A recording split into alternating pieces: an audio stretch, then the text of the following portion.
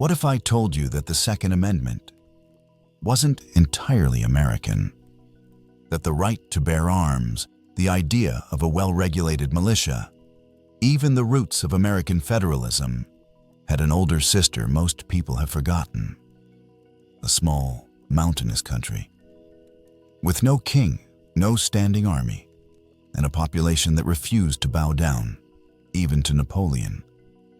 This is not France. This is not Britain. This is Switzerland. And her story helped shape the United States in ways most Americans have never heard. We talk a lot about 1776, about freedom, guns, the Constitution. But long before Lexington and Concord, before "We the People" was ever inked onto parchment, there was a place where farmers stood against empires, not with professional armies, but with halberds, pikes, and hunting rifles. They didn't fight for expansion. They fought for home, for independence, and their spirit crossed the Atlantic, straight into the heart of the American experiment. While America was still finding her voice, the Swiss Republic fell to the very kind of centralized power our founders feared most. The Swiss experience had a powerful influence on the American Revolution. It shaped discussions during the drafting of the U.S. Constitution and became a point of reference in the political debates of the early American Republic.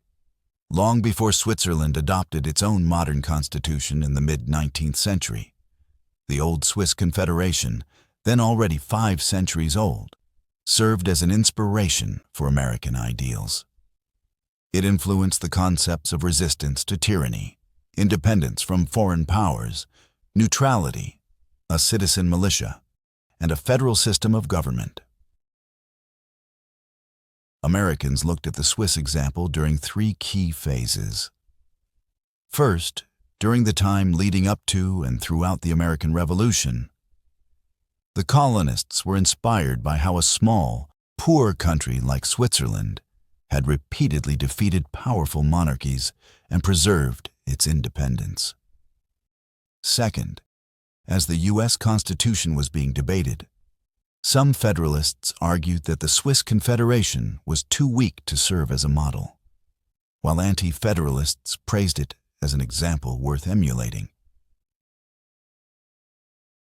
Third, when France invaded Switzerland in the late 1790s, the lessons of Swiss neutrality, militia tradition, and federalism were interpreted in different ways. Looking at Swiss history through the eyes of the American founders helps us understand how stories of resistance became symbols of freedom and courage. In the 17th and 18th centuries, both English and American Republicans saw Switzerland as a beacon of liberty in a continent dominated by kings and empires. Since its founding in 1291, Switzerland had preserved its independence by defeating invasions from Europe's most powerful monarchies. Despite its poverty, its citizen militias, composed of able-bodied men armed with pikes and halberds, held their ground against heavily armored cavalry and standing armies. English Republicans praised this history, and American revolutionaries took it as a model in their own fight against British rule. One voice that stood out was John Zubley, a Swiss-born pastor who moved to America and became a delegate to the Continental Congress from Georgia. In a sermon titled "The Law of Liberty," Zubley compared America's resistance to Britain with Switzerland's struggle against Austria. He called Switzerland the only truly free country on earth and reminded his listeners that liberty was the natural right of all people. Zubley retold the famous legend of William Tell.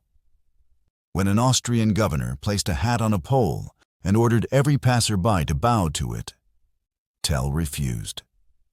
As punishment, he was forced to shoot an apple off the head of his own young son from a great distance. Tell succeeded, but when asked why he had a second arrow ready, he said it was meant for the governor if his son had been harmed.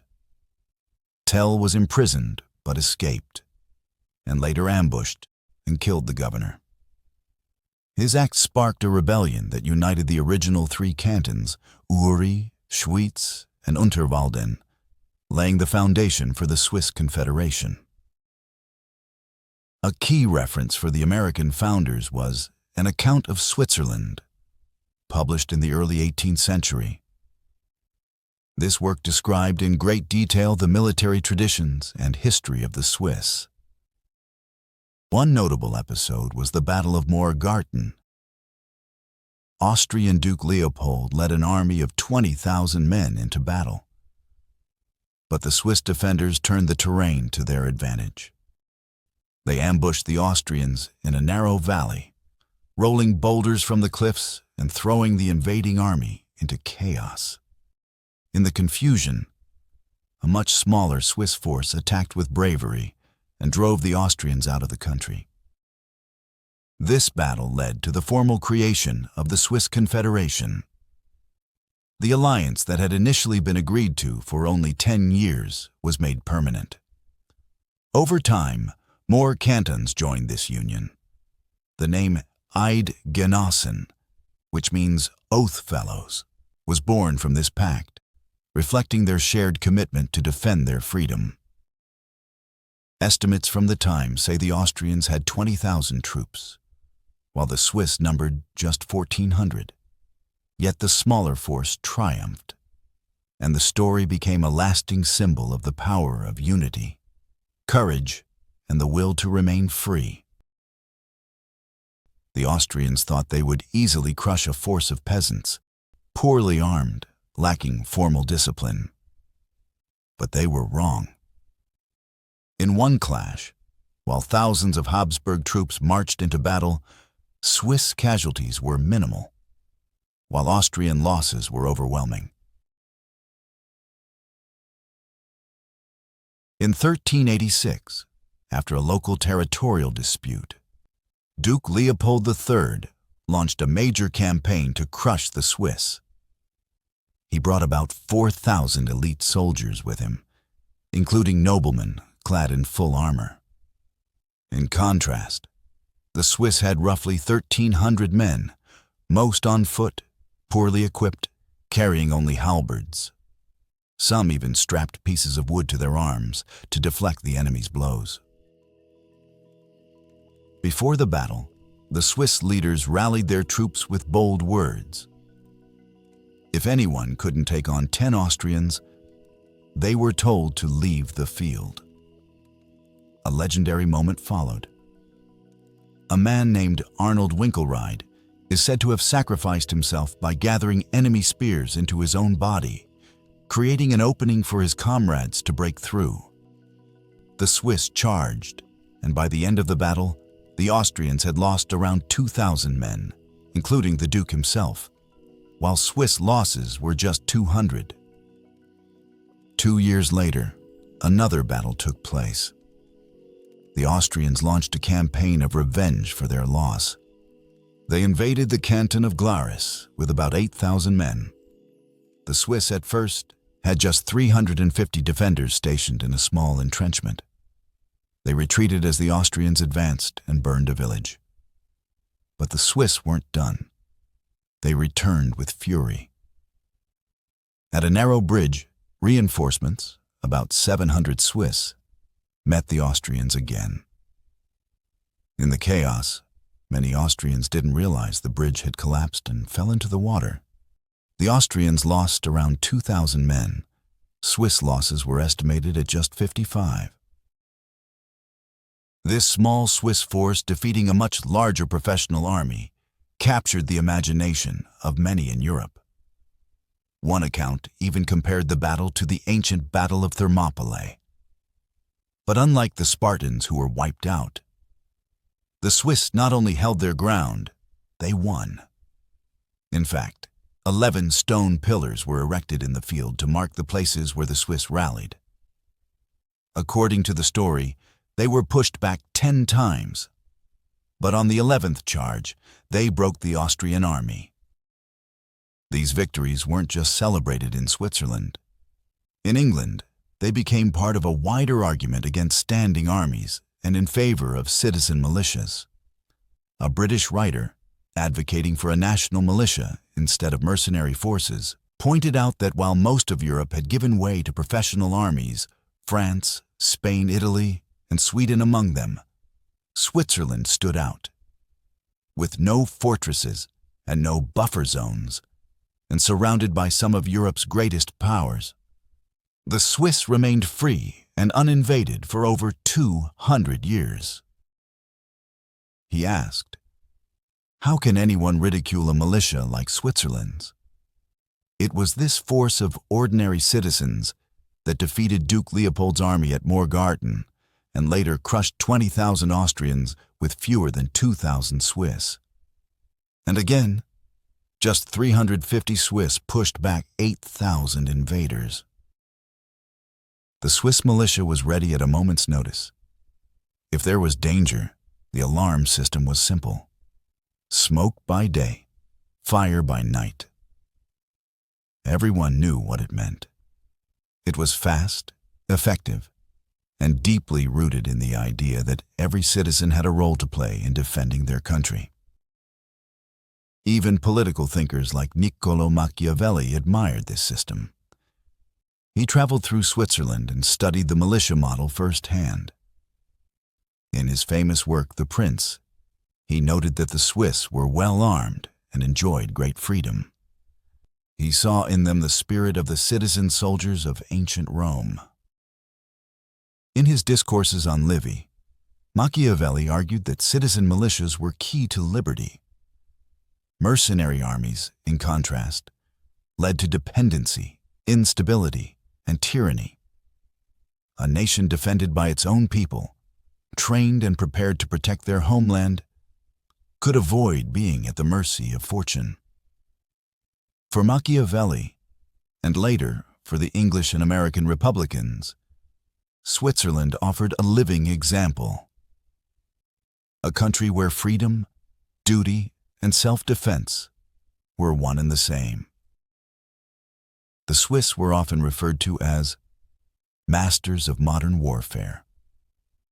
Why? Because their political and military system was centered on the idea of an armed citizenry, a people's militia. This wasn't a force designed for conquest, but rather for defense. And that distinction mattered. States that are strongly armed, like Switzerland or ancient Rome, were incredibly difficult to defeat at home. The Swiss could only send out 30 or 40,000 men to fight abroad. But when it came to defending their own territory, they could raise over 100,000. So the strategy was simple. Wait at home, defend with strength, and never overextend. In his writings, one observer described Swiss infantry as wearing iron breastplates and carrying long pikes, spears nearly 18 feet in length, along with broadswords. Some carried halberds, a kind of axe-spear hybrid, while others wielded one of the earliest firearms, the harquebus. These weren't elite soldiers. They were ordinary citizens, farmers, tradesmen, townsfolk, armed out of necessity, fighting to protect their homes. They couldn't afford cavalry like their wealthier neighbors, so they developed ways to defeat it from the ground. This citizen-based military model was seen as a continuation of the Roman Republic's traditions, and it deeply impressed political thinkers in later centuries. There was a clear lesson here.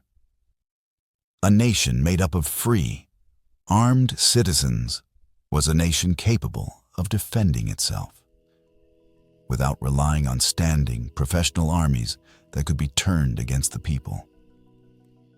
That idea would go on to shape political thought across Europe and in America. In contrast to the fears of monarchs and absolutists, who often tried to disarm their citizens, Republicans argued that freedom was best preserved when the people themselves held the arms. One French thinker believed the best way to avoid rebellion was to disarm the common people. He even argued against the custom of wearing a sword in daily life, saying it led to too many murders. But this view ignored a deeper truth. Disarming the people didn't make them safer. It made them vulnerable. The real danger wasn't from fellow citizens, but from rulers who no longer feared their own subjects. Opposing this thinking were Republicans who pointed to Switzerland as a model.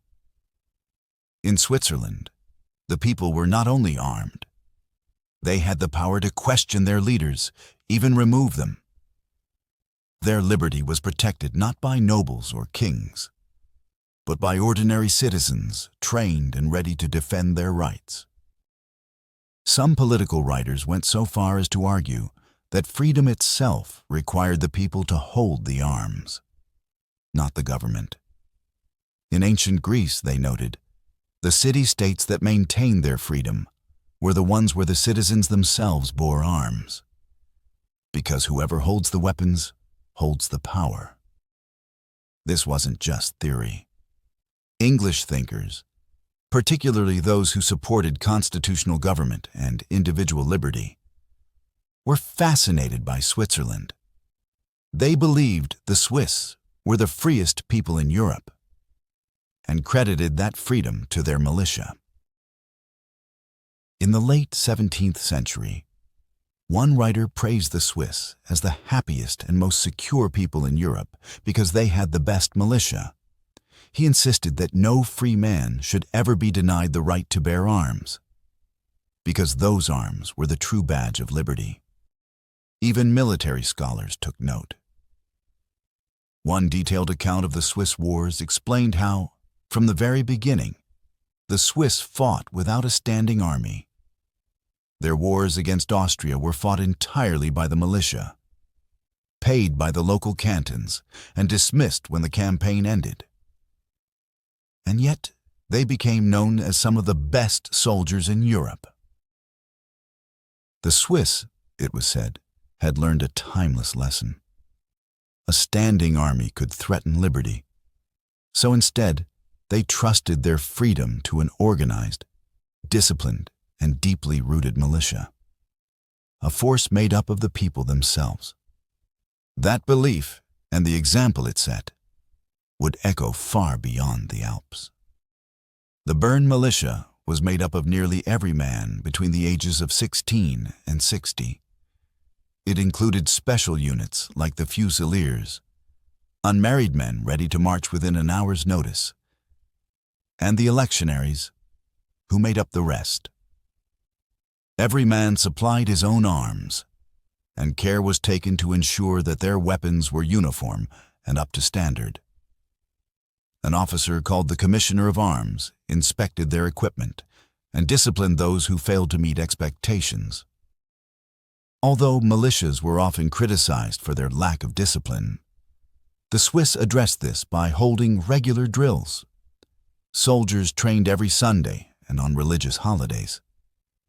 Beyond that, communities had local shooting ranges where people gathered daily during certain times of the year to practice with their muskets. These weren't just drills. They were a way of life, a cultural norm. The idea was simple. When the alarm sounded, the militia would grab their arms and report to their posts. Orders were set. The people were ready. This Swiss model inspired many thinkers beyond the Alps. In Britain, a manual written in the mid-1700s demonstrated how easily everyday people, like farmers and craftsmen, could be trained in the use of arms. The author argued that if a militia were organized before an invasion, the country would be safer than any other in Europe, with Switzerland being the only exception. These writings were reprinted frequently in colonial America, where the idea of a people's army defending liberty resonated deeply. The American press picked up on these themes. One example appeared in the Boston Gazette in 1771, quoting a British political essayist who described how the people of Switzerland had suffered under Austrian rule. They endured brutal oppression until they rose up, drove out the tyrants, and secured their freedom through courage and determination. With only a few hundred fighters, they defeated armies 10 or 20 times their size. This narrative of farmers defeating empires was powerful in the American colonies. The comparison to their own struggle was obvious. Stories of William Tell, who stood up to tyranny with a crossbow, weren't just folklore. They were seen as proof that liberty could triumph, even against overwhelming odds. In October of 1774, as tensions with Britain escalated, the Continental Congress issued an appeal to the people of Quebec. In it, they pointed to Switzerland as a living example of religious unity and political freedom. Despite being made up of both Catholic and Protestant cantons, the Swiss had remained united and free. This message was a call for solidarity, an attempt to rally allies around the shared value of self-governance. In 1775, an American writer of Swiss origin published a pamphlet in support of the militia's stand at Lexington. He condemned the British general in Boston for deceiving the people into surrendering their arms with a false promise of safe passage. He noted that Americans, raised from childhood with a strong sense of liberty and familiarity with firearms, had an advantage over most people of similar class elsewhere in the world. Though he would later side with Britain, his early writings supported the cause of American freedom.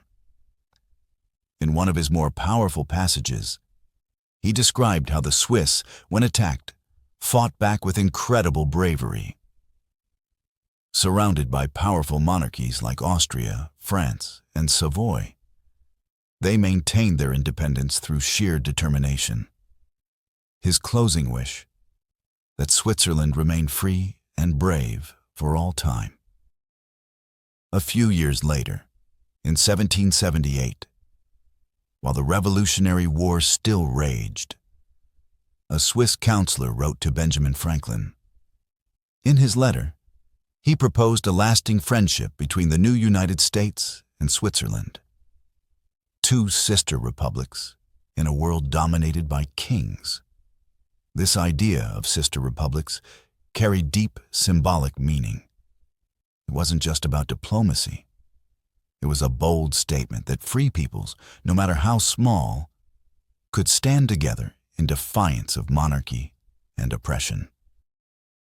The Declaration of Independence in 1776 officially proclaimed that the American colonies were now free and independent states. Not long after, the Articles of Confederation, agreed upon in 1777 and taking effect in 1781, reaffirmed that independence. It stated that each state would retain its sovereignty, freedom, and independence, along with any powers not explicitly delegated to the central government. John Adams explained that no one was suggesting that the entire continent should be unified under one single national government. Instead, the prevailing idea in the Continental Congress was to follow the example of the Greeks, the Dutch, and the Swiss, to form a confederation of individual states, each with its own government.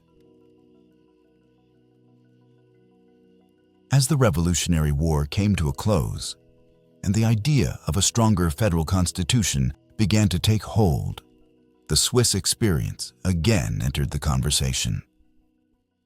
Many Americans saw similarities between their own Articles of Confederation and the Swiss Confederation. Both systems prioritized local control over centralized power. But by 1786, a movement was growing in favor of a more unified framework, still federal, but with a stronger central government. The next year, delegates would meet in Philadelphia to draft what would become the United States Constitution. During this period, both James Madison and John Adams were studying models of government from around the world. Among them was the Swiss Confederation. Madison, in a study of ancient and modern confederacies, described the Swiss as forming their union in the early 14th century, first as a temporary alliance and later as a permanent union among the cantons of Uri, Schwyz, and Unterwalden. Over time, their alliance expanded to 13 cantons, each represented in a general council or diet. Madison saw the Swiss Confederation as resembling the American system under the Articles of Confederation. It lacked a centralized authority. The General Diet was essentially a congress of delegates from independent cantons.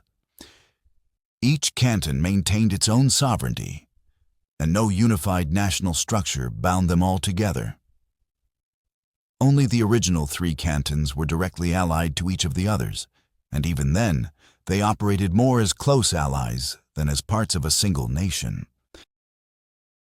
There was no common treasury, no unified military, no shared currency or court system. The symbols of sovereignty, those elements that bind a country together, were missing. Each of those powers remained within the cantons themselves. Still, Madison did recognize a few national characteristics. By the mid-1600s, the Swiss had established a federal army for mutual defense. They also had a long-standing agreement to support each other in the face of internal unrest or rebellion. If a revolt occurred in one canton, the others were obligated to assist in restoring order. The goal was to preserve peace and defend the form of government in each member state. Importantly, no canton was ever to be forced to send troops outside the Swiss borders, and goods moving through one canton to another could not be taxed along the way, echoing the principles that would later shape the U.S. Constitution's Commerce Clause. Madison identified 4 main problems, or vices, within the Swiss system. First, the cantons varied greatly in size. Second, they operated under different systems of government. Third, there was religious intolerance between cantons. And fourth, and most significantly in his view, the union was weak. John Adams, writing around the same time, was also analyzing different republics, some including the Swiss.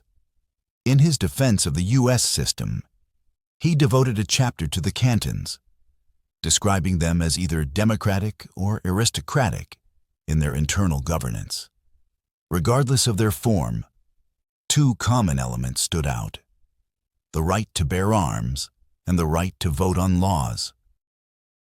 Adams admired the Swiss model, where even in rugged rural lands, people were educated and politically active. In many cantons, all males aged 15 or older had the right to vote in general assemblies that passed laws, raised taxes, formed alliances, and decided on war or peace. He was especially impressed by how much power remained in the people's hands. Swiss history was full of moments where small groups of determined fighters defeated much larger forces, like in 1388, when 400 Swiss defenders used the mountains to stop a 15,000-strong Austrian army. For Americans, these were not just old legends. They were proof that a well-armed, united people could stand against empire. It was a living example that freedom survived best when defended directly by the citizens. The Swiss militia system was clear. There was no standing army, but every able man was armed, trained, and ready. Their weapons were regularly inspected, and many communities practiced at local ranges. Even symbols like William Tell's bow were seen as national treasures, embodying the spirit of rebellion and self-reliance. These ideas echoed in the American debates over the Constitution. Under the Articles of Confederation, most power remained with the states, with only a weak central authority. But at the Philadelphia Convention in 1787, leaders like Alexander Hamilton pushed for stronger federal power. warning that the Swiss cantons barely functioned as a true union. James Madison agreed, fearing that too much local power would tear the new republic apart. Yet others, like Luther Martin and George Mason, defended the Swiss example. Mason argued that a free citizen fights not for a prince, but for his own rights, and that spirit had kept Switzerland independent for centuries. For the anti-federalists, the Swiss stood as a model of local strength, direct democracy, and an armed populace ready to defend its liberty. For the federalists, Switzerland was a warning of what happened when central authority was too weak. Either way, the Swiss example shaped the conversation and the foundation of the United States.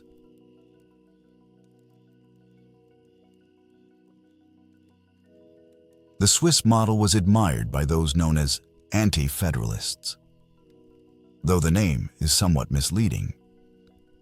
These were Americans who supported strong civil liberties, an armed populace in place of a standing army, and a vision of the United States where state powers would outweigh federal authority. In contrast, the Federalists sought to centralize power and viewed the Swiss example with less enthusiasm.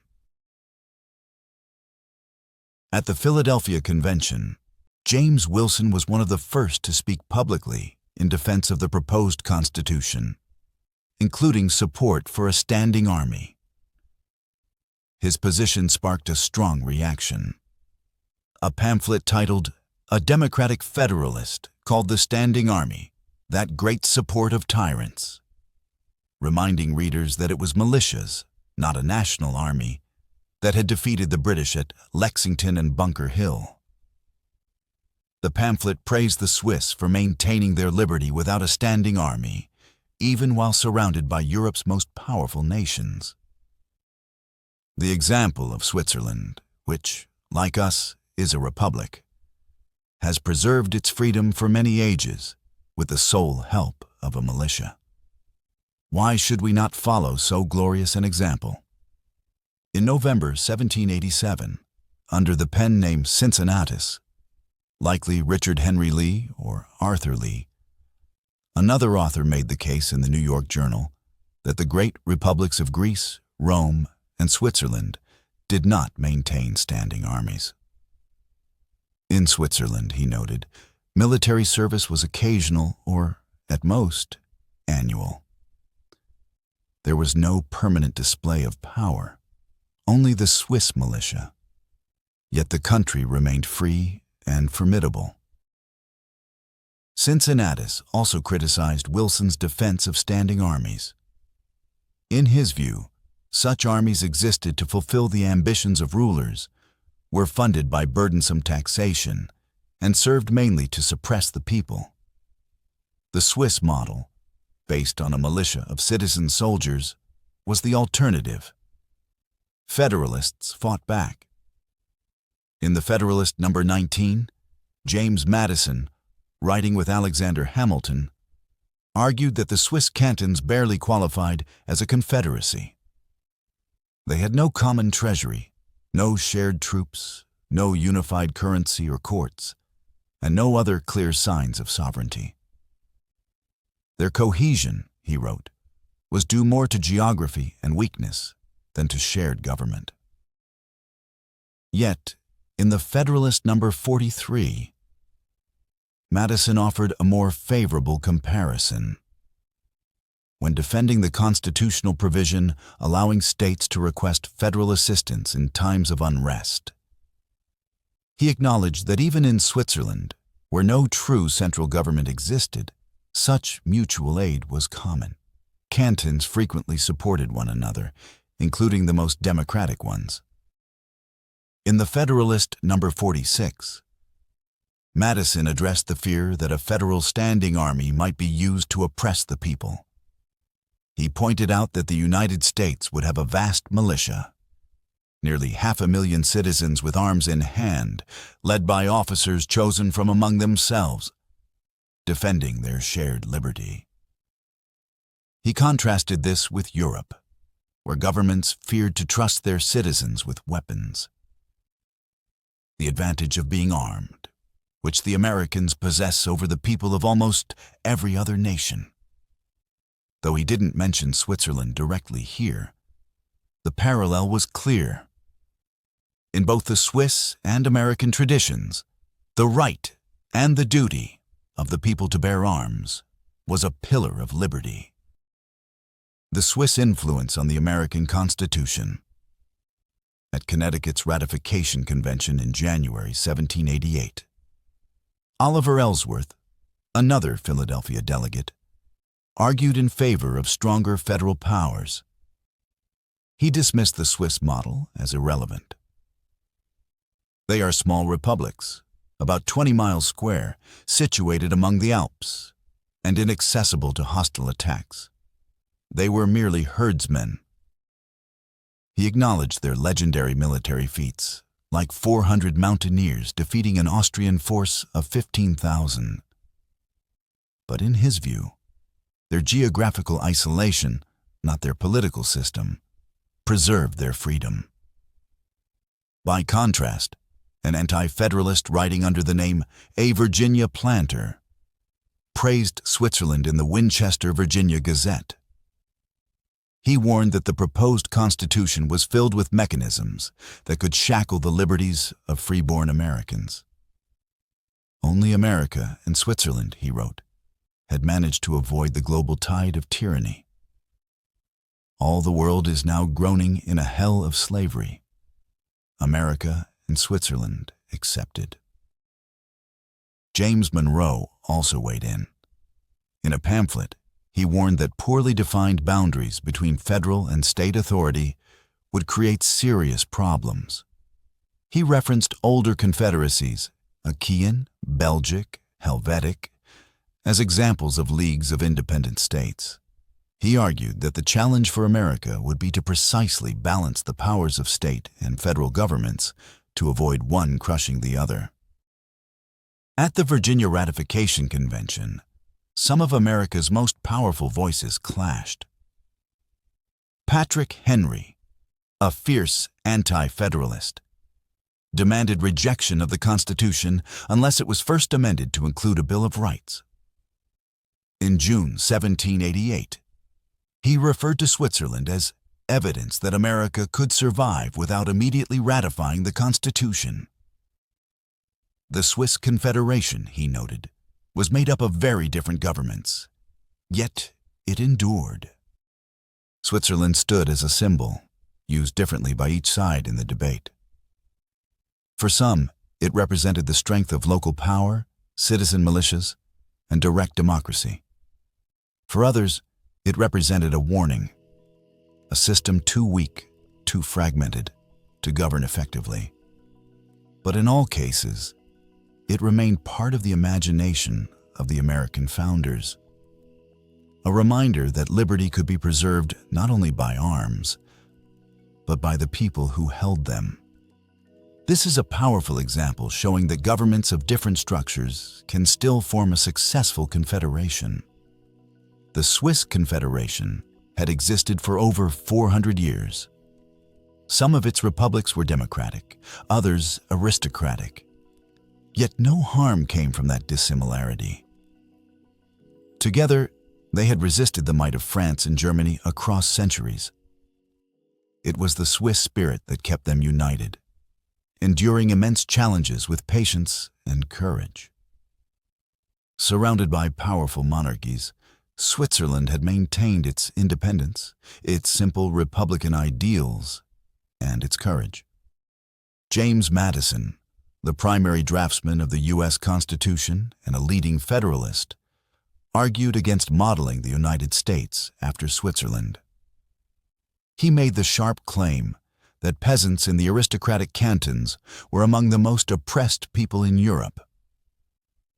Nearly as much so, he said, as subjects of Eastern despots. Madison believed that it was the rigidity of aristocratic rule and the cantons' close alliances that kept the Confederation from dissolving. He also pointed to internal wars between the cantons, warning that without the constant threat of external enemies, the Confederacy might fall apart. But Patrick Henry returned to the debate with a stirring defense of the Swiss model. Famous for his cry, "Give me liberty or give me death," Henry lived up to his reputation with a passionate speech praising Switzerland. Switzerland, he said, was a confederation of 13 cantons, united for national defense. They had endured for 4 centuries, enjoying remarkable internal peace. Compared to the constant wars and civil unrest in France and Germany, the Swiss stood out as a model of stability and freedom. He spoke of the Swiss peasants, not as mercenaries, but as citizens deeply attached to their country and their liberty. Their bravery, their resolve, and their love of freedom had made them formidable.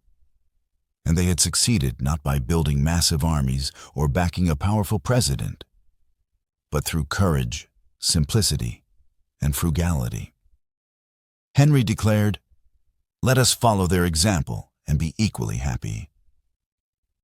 Time would prove Henry's argument right in ways few could have predicted. Centuries later, during World War II, many centralized nations with strong presidents or political elites would surrender to Hitler without significant resistance. But the Swiss, lacking a centralized ruling class or powerful executive, upheld their medieval tradition of citizen defense. Every man was armed, trained, and ready to fight. Decisions were shared, and the consensus was clear. They would never surrender. They would resist to the death. Yet even such eloquence met with opposition. Edmund Pendleton dismissed the Swiss example by focusing on their history of mercenary service. He described Swiss peasants as selling their military skills to the highest bidder, calling it an unfit model for American farmers and citizens. In his view, their willingness to serve in foreign wars undermined their moral standing. In the end, a compromise was reached. The Constitution would be ratified, but with a promise that a Bill of Rights would be considered by the First Congress. That promise was kept. The Bill of Rights, ratified in 1791, included 2 amendments shaped by Swiss influence. The Second Amendment declared, "A well-regulated militia, being necessary to the security of a free state, the right of the people to keep and bear arms, shall not be infringed." The 10th Amendment added, "The powers not delegated to the United States by the Constitution, nor prohibited by it to the states, are reserved to the states respectively, or to the people." These principles, armed popular sovereignty and decentralized power, were at the heart of both the Swiss and American republican traditions. In 1792, the Federal Militia Act was passed. It required every able-bodied white male citizen aged 18 to 44 to enroll in their state militia and supply themselves with a musket, rifle, or pistol, along with appropriate ammunition and a sword. This law reflected the spirit of both the Revolution and the Swiss model. In the debates surrounding that bill, Representative James Jackson of Georgia argued passionately that Americans would never accept being denied the right to bear arms. He reminded Congress that many nations had gained their liberty because of such rights. The Swiss, he said, had freed themselves through the power of a citizen militia, rejecting tyranny through armed readiness. In a republic, Jackson argued, every man should be a soldier, prepared to resist tyranny from within as well as invasion from without. And the greatest threat of all, he warned, was a permanent standing army. In the debates surrounding that bill, Representative James Jackson of Georgia argued passionately that Americans would never accept being denied the right to bear arms. He reminded Congress that many nations had gained their liberty because of such rights. The Swiss, he said, had freed themselves through the power of a citizen militia, rejecting tyranny through armed readiness. In a republic, Jackson argued, every man should be a soldier, prepared to resist tyranny from within as well as invasion from without. And the greatest threat of all, he warned, was a permanent standing army. The American Republic had looked to Switzerland for inspiration. In doing so, it found a symbol of freedom, of armed citizens defending their homes, their laws, and their liberty. Without a king, without a professional army, and without fear. Representative Roger Sherman once said that it was the privilege of every citizen, and one of their most essential rights, to bear arms and to resist any attack on their liberty or property. Not only individuals, but the states themselves, he said, had the right to be armed and to defend their rights when under threat. With those ideals in mind, the American Republic was now officially established, but across the Atlantic, the Swiss Confederation was about to face its first successful foreign invasion, an event that would resonate deeply in the young United States. At first, many Americans had cheered the outbreak of the French Revolution in 1789. But their enthusiasm faded quickly with the rise of violence and extremism. By 1793, the execution of Louis XVI and France's wars with Britain and Holland forced American sympathizers to reconsider.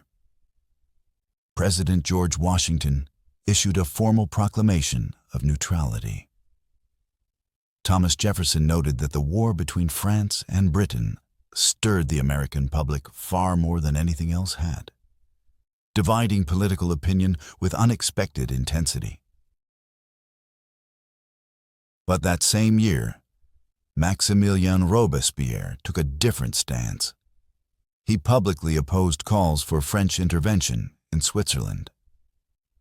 A law was passed mandating strict respect for the French Republic's treaties of friendship with its sister republics, the United States and Switzerland. The law stated that France would appear terrifying to her enemies, generous to her allies, and just to all people. It promised that France would faithfully uphold her treaties with the United States and the Swiss cantons. Despite these promises, tensions in Europe kept rising. The United States remained firm in its commitment to neutrality. In his farewell address of 1796, President Washington warned against foreign entanglements. Europe, he said, had its own set of primary interests, ones that had little or no connection to the concerns of the United States. Getting caught up in the endless cycles of European politics, he cautioned, would be a grave mistake. But conflict still came. When the U.S. signed the Jay Treaty with Britain, a treaty that France viewed as too favorable to their enemy, relations between France and the United States soured. France suspended diplomatic relations and began targeting American ships. President John Adams, newly elected in 1797, warned Congress of the growing danger. The French were outraged. Around that same time, reports emerged that Napoleon was furious with Switzerland for refusing to let French troops pass through its territory. He even threatened to take by force what diplomacy had failed to secure. In what became known as the XYZ affair, French agents demanded huge bribes from American diplomats, along with support in France's war against England. The Americans flatly refused. One of the diplomats noted that France seemed determined to treat America the same way it had treated Switzerland, by denying it the right to remain neutral. President Adams, upon learning of the French demands, expressed his fears that even the courage and poverty of the Swiss might not protect them from being divided and conquered. By early 1798, reports in the American press announced that war between France and Bern was inevitable.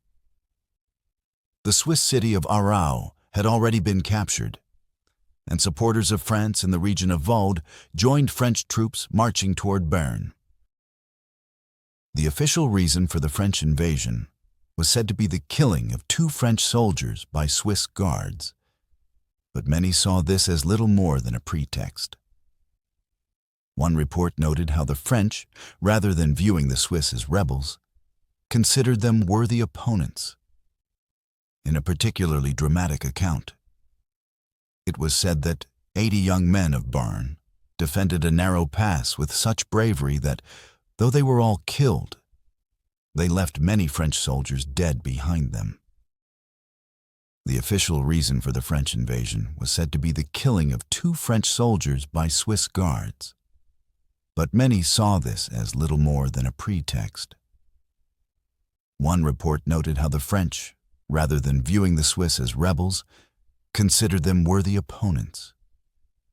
In a particularly dramatic account, it was said that 80 young men of Bern defended a narrow pass with such bravery that though they were all killed, they left many French soldiers dead behind them. During this time, an American envoy met with a French agent who claimed that Switzerland would be forced to provide money to France, and that the United States must do the same or suffer the consequences. The agent accused both the Washington and Adams administrations of being completely pro-British. Back in the U.S., political divisions grew sharper. The Federalist Party, led by President Adams, supported a stronger central government and was often sympathetic to Britain. The Republican Party, led by Thomas Jefferson, opposed centralized power and had originally supported the French Revolution.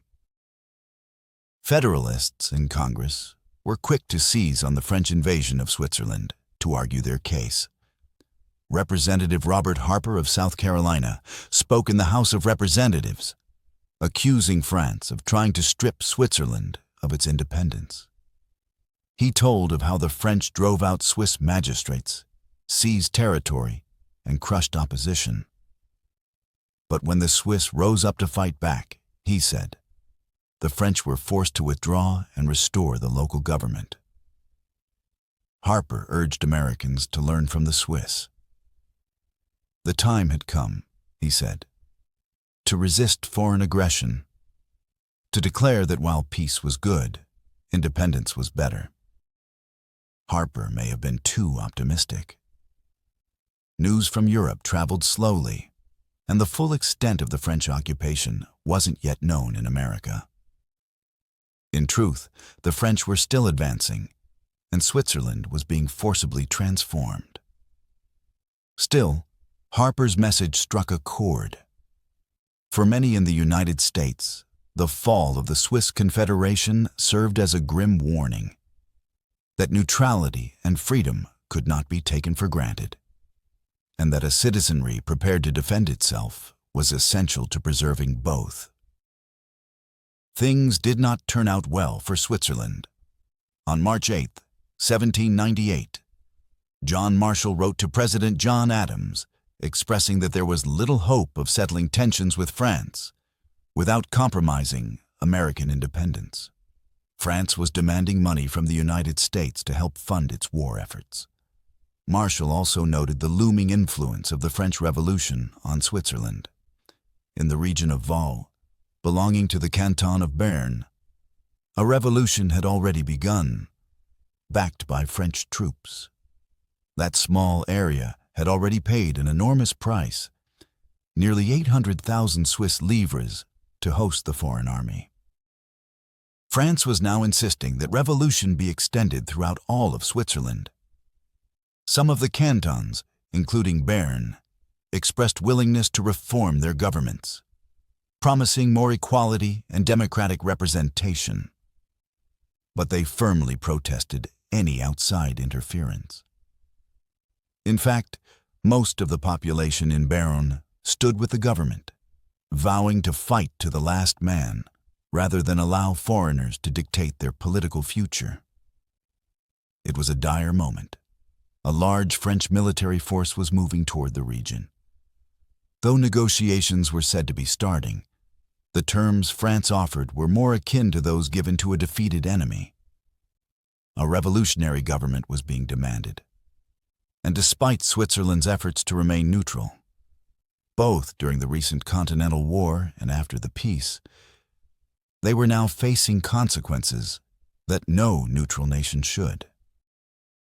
2 days after sending that letter, Marshall noted in his diary that French and Swiss troops had clashed, with the Swiss suffering heavy losses. Fribourg and Solothurn had already fallen. There were even rumors, unconfirmed at the time, that Bern had submitted. By May, American newspapers reported events from March. The French General Schauenburg had announced his army's entrance into Lucerne after fierce resistance from the Swiss. One dramatic report stated that local women had joined the fight, charging French troops with scythes in hand and cutting down many of them. In another act of defiance, during a battle near Nevenek, Swiss peasants, despite being untrained and poorly armed, fought so fiercely that they refused to surrender. Some even threw themselves onto the ground to block the advance of French artillery. But by June, the truth was out. Bern had indeed surrendered back in mid-March. The terms were humiliating. The city was forced to house 4,000 French foot soldiers and 1,000 cavalry. All citizens, urban and rural, were disarmed. The city's arsenal was handed over. A provisional National Assembly replaced the existing government. And a new Helvetic constitution, imposed from Paris, was to be accepted without debate. Back in the United States, the release of the XYZ dispatches in April 1798 sparked outrage. The documents revealed French agents attempting to extort bribes and loans from the American diplomats in Paris. Public support surged behind President Adams and the Federalists, who pushed forward plans in Congress to create a navy and a standing army in preparation for possible war. James Madison, in a private letter to Thomas Jefferson, expressed dismay that Adams, once a leading figure in the American Revolution, was now supporting such measures. Adams had gone so far as to claim that there wasn't a single shared principle between the American and French revolutions, ignoring the obvious. Both had overthrown monarchies. When the House of Representatives debated bills to arm the militia and establish a standing army, Federalist leader Robert Harper referenced the Swiss. He argued that the brave efforts of burned citizens, fighting with scythes and pitchforks, were not enough. No amount of spirit or patriotism, he claimed, could replace the discipline of a professional army. Albert Gallatin, a Swiss-born representative from Pennsylvania and now a leader among the Republicans, echoed this sentiment. He dismissed all talk of the Swiss example as irrelevant to the question at hand. In June 1798, Congress passed the Alien and Sedition Acts, driven by the Federalists. These laws gave the president sweeping power to detain and deport foreign nationals and to silence political critics. Under the Sedition Act, newspapers could be censored and writers imprisoned for what they printed. The Federalists, emboldened by public fear and outrage, saw Switzerland's collapse not as a lesson in foreign aggression, but as an argument for a stronger central authority at home. But for the Republicans, it was proof of what could happen when liberty was sacrificed in the name of order. The Swiss had fought bravely, with men and women standing shoulder to shoulder. And though they had fallen under French power, their example still stirred deep emotions in those who believed that the true defense of freedom lies in the people themselves. The Republicans charged that Federalist leaders were using the Alien and Sedition Acts to suppress political opposition. Thomas Jefferson believed that one of the targets was Albert Gallatin himself. In response, Jefferson and James Madison drafted the Kentucky and Virginia resolutions, declaring the acts unconstitutional and contrary to the Bill of Rights. Jefferson outlined the Republican stance in a letter written in January 1799. He made clear his preference for internal defense through the militia alone, except in case of actual invasion, and called for only a modest naval force to protect America's coasts and harbors. He opposed a standing army during peacetime, fearing it might overawe public sentiment. He also warned against entangling the United States in European conflicts, stating firmly, "I am not for linking ourselves by new treaties with the quarrels of Europe."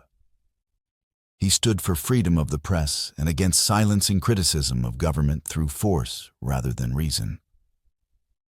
On February 25, 1799, the House of Representatives took up a report in response to petitions signed by thousands of citizens calling for the repeal of the Alien and Sedition Acts.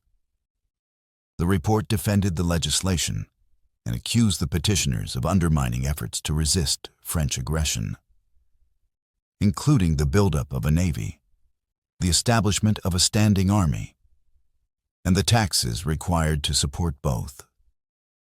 The report argued that the acts did not violate constitutional rights to free speech or a free press.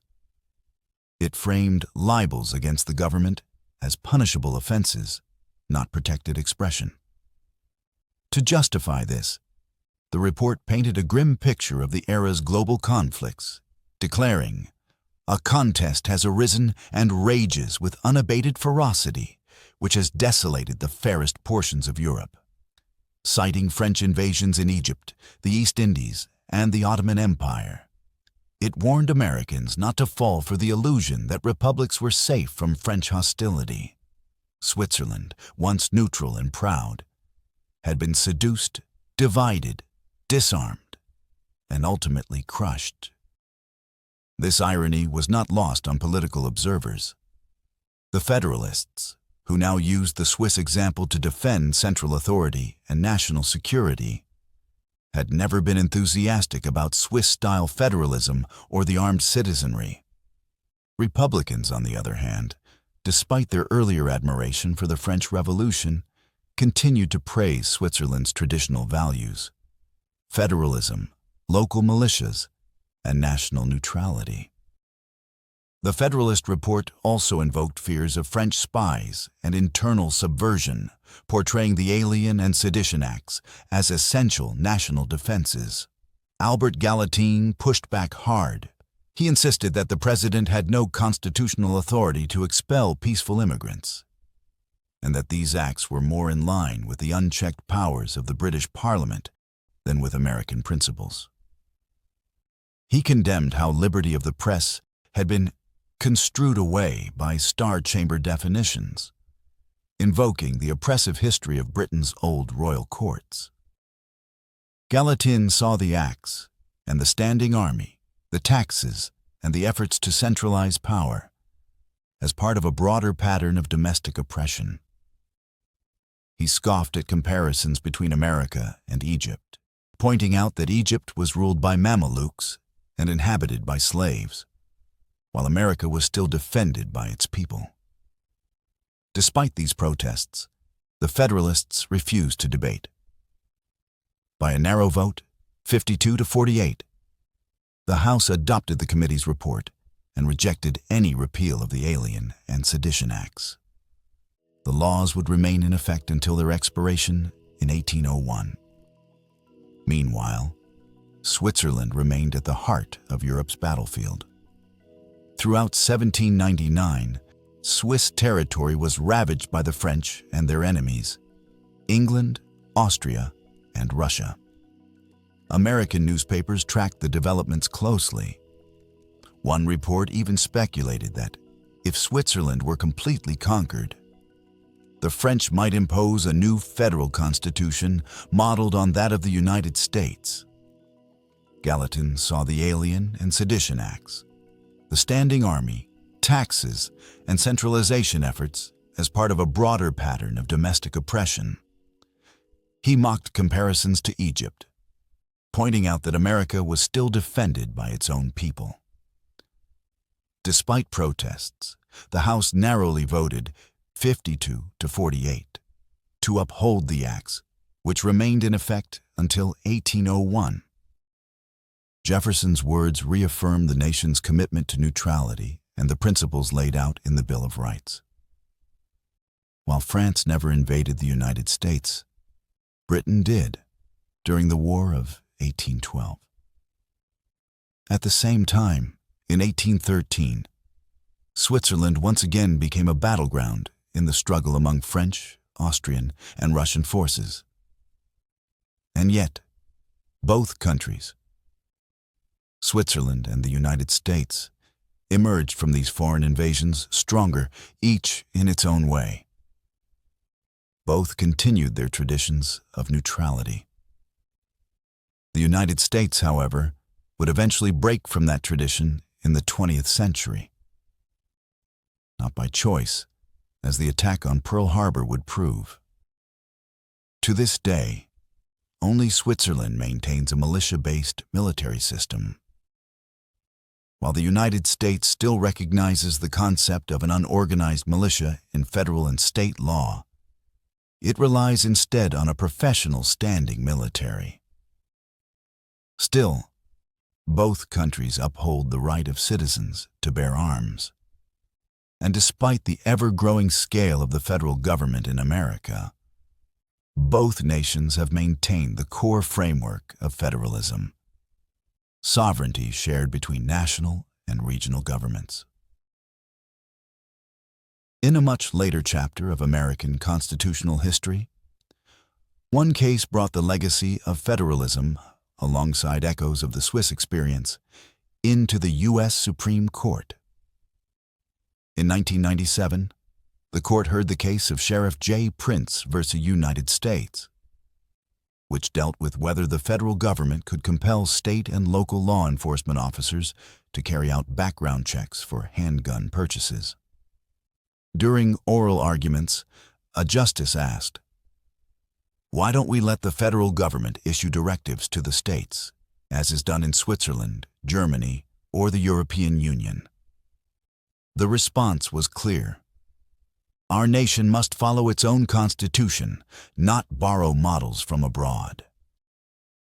Ultimately, the court ruled in favor of the sheriffs. Writing for the majority, Justice Antonin Scalia held that the federal government cannot conscript states into carrying out federal regulatory programs.